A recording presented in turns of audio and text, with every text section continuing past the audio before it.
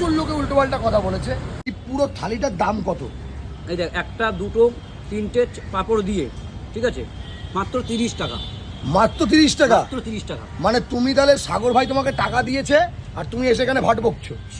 সাগর ভাই 40 টাকায় ভাই 3 পিস পরোটা হচ্ছে, তুমি বলছো 30 টাকায় পুরো সবজি ভাত? ইয়ার কি হচ্ছে? সাগরের হোটেলে 30 টাকার সবজি ভাত পাওয়া যায়, ঠিক আছে।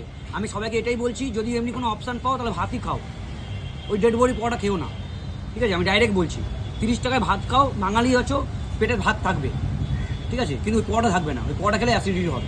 শুভদা তুমি তো দেখছি প্রচুর মানে বাজে লোক, তুমি আর মিথ্যা কথা বলছো সোশ্যাল মিডিয়াতে। কোনো মিথ্যা কথা বলছি না, সত্যি কথা বলছি। এই সাগর ভাই আসো এখানে বসো।